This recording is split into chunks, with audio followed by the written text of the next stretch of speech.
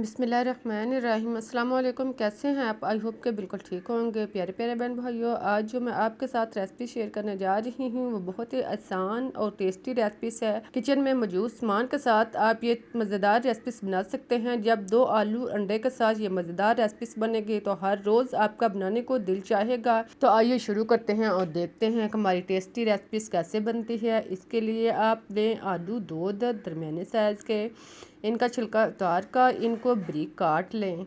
आलूओं को ना ज़्यादा मोटा और ना ज़्यादा बारीक, बिल्कुल इस तरह के टुकड़ों में काट लें। एक टुकड़ा मैं आपको काट कर दिखाती हूँ ताकि आपको आइडिया हो जाए। आलूओं को काट कर इनको साफ़ पानी में अच्छी तरह 2-3 दफ़ा धो लें और फिर साफ़ कर लें। अब पानी उतारने के बाद इन्हें एक साइड पर रख दें। चूल्हे पर पैन रखें, इसमें 2 खाने के चम्मच ऑयल डालें। ऑयल गर्म होने पर अब इसमें 1 अदद प्याज काट कर शामिल करें। प्याज डालने के बाद इसको हल्का सा ब्राउन करें।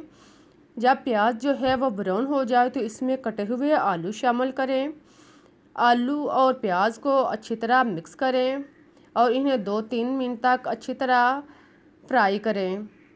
देखें, आलूओं को 2-3 दफ़ा अच्छी तरह हरकत दें ताकि ऑयल जो है इनके अंदर अच्छी तरह जज़ब हो जाए। 2-3 दफ़ा चम्मच चलाने के बाद अब आप इसमें नमक आधा चम्मच शामिल करें। नमक जो है वो डालने से आलू को गलने में भी आसानी होगी और इनके अंदर भी जज़ब हो जाएगा, जिसके इसके टेस्ट में इजाफा होगा। नमक डालने के बाद अब इनको आलूओं के अंदर खूब अच्छी तरह मिक्स करें। जब नमक अच्छी तरह मिक्स कर लें तो फिर इसका ऊपर ढक्कन बंद कर दें। ढक्कन बंद करने के बाद इसे 5-6 मिनट तक हल्की आंच पर पकने दें। लेकिन ख्याल रहे कि इस दौरान आपने पानी नहीं लगाना, बल्कि ये भाप के पानी में ही नरम होंगे। 5-6 मिनट के बाद ढक्कन ओपन करके देखें, हमारे आलू जो हैं वो ब्राउन भी हो चुके हैं और नरम भी हो चुके हैं। अब इनको 1-2 दफ़ा चम्मच के साथ हरकत दें और उतार कर रख दें और ठंडा होने दें। अब एक अलग बाउल लें, इसमें 3 अदद अंडे तोड़ें। अंडों को तोड़ने के बाद इनको खूब अच्छी तरह फेंटें। अंडों को फेंटने के बाद अब इसमें खुश्क मसाला जात शामिल करें। इसमें काली मिर्च आधा चम्मच शामिल करें। पिसी हुई काली मिर्च डालने के बाद अब इसमें खुशबू के लिए हरा धनिया या कसूरी मेथी 1 चम्मच जो भी आपके पास है वो डालें। फिर इसमें कटी हुई हरी मिर्च शामिल करें। हरी मिर्च नाश्ते के लिए बहुत बेस्ट होती है और विटामिन सी से भी भरपूर होती है। इन सब को डालने के बाद आप इनको खूब अच्छी तरह मिक्स करें और फिर इसमें आलू जो हमने नरम करके फ्राई करके रखे हुए थे वो इनके अंदर डालें और इनको खूब अच्छी तरह मिक्स कर लें। आलू और अंडे को मिक्स करने के बाद अब इसमें थोड़ा सा नमक डालें। नमक क्योंकि पहले भी आलू के अंदर डाल चुके हैं, इसलिए आप नमक टेस्ट के मुताबिक थोड़ा सा यूज़ कर सकते हैं। अब इन सारे अमेज़े को बनाने के बाद एक साइड पर रख दें। अब दोबारा पैन में 1 चम्मच ऑयल डालें और इसे पैन की सतह पर फैला लें। पैन में ऑयल डालने के बाद अब इसमें आलू का मेज़ा और जो हमने तैयार करके रखा हुआ है आलू और अंडे का मेज़ा इसके अंदर डालें और फिर इसको चम्मच के साथ खूब अच्छी तरह हमवार कर दें।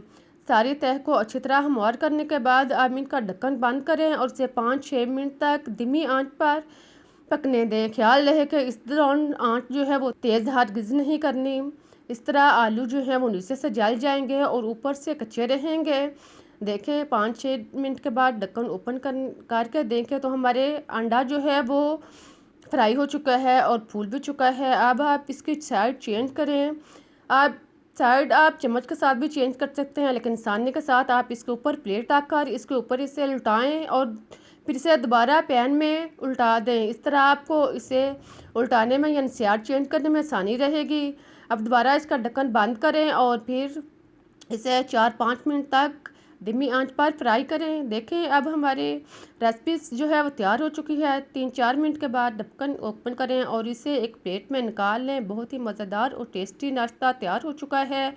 आप एक दफ़ा बनाएंगे, इतना आसान नाश्ता जिसे हर कोई आसानी के साथ बना सकता है। आप एक दफ़ा बनाएंगे तो इंशाल्लाह आप रोज़ बनाने पर मजबूर हो जाएंगे। आप इसको सुबह नाश्ते में ले सकते हैं, इसे ब्रेड के साथ बतौर सैंडविच ले सकते हैं और बच्चों को लंच बॉक्स में भी दे सकते हैं। बहुत ही मज़ेदार और टेस्टी रेसिपी है। मैं आपको काट कर दिखाती हूँ। अब आप इसके टुकड़े करें और फिर मज़े के साथ नोश फरमाएं। मैं आपको काट कर दिखाती हूँ। नाश्ता जो है वो अंदर तक फ्राई है, यानी अंदर तक पका हुआ है, ये ऊपर या नीचे से, बल्कि अंदर तक एक जैसा नाश्ता जो है वो तैयार है। देखें बहुत ही टेस्टी है, देखने में ही अच्छा लग रहा है, खाने में इससे बहुत ज़्यादा मज़ेदार है। अगर आपको मेरी रेसिपी अच्छी लगी है तो इसे लाइक करें, मेरे चैनल को सब्सक्राइब करें। मुझे इजाज़त दें, मैं फिर मिलती हूँ एक नई रेसिपी के साथ। तब तक के लिए अल्लाह हाफिज़।